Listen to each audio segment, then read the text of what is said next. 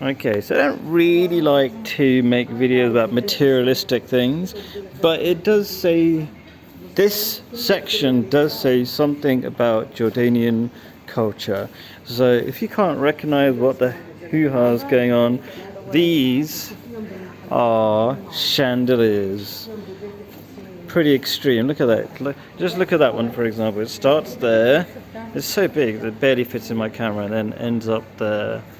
Now, what else does it say about Jordanian culture?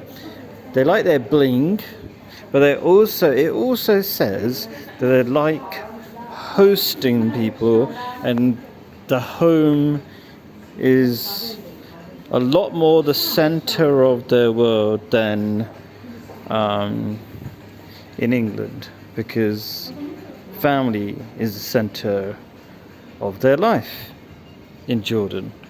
And yeah, so you can see, I mean, we've got in the village home, you've got relatively mediocre chandeliers. We had a big one and it broke the ceiling or something, so the one we've got is a bit more like this very relatively basic one.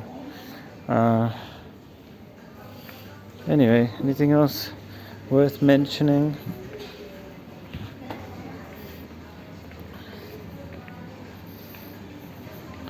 What is that? Some sort of Arabian teacup. I thought it might worth being mentioned. I just saw this. It's like some Christian Last Supper thing in the middle. Just reminds you that, Christians are not scared of showing what's important to them. And in fact, when I went to my wife's best friend's house, who's Christian, they always have these massive things that show that they're Christians. They have some sort of biblical verse, really big in verse or whatever, in their house. So they're more proud, and they do it in their businesses as well. You can tell if they're Christian businesses. They're more proud or overt or obvious about their religion than most Christians in England would be.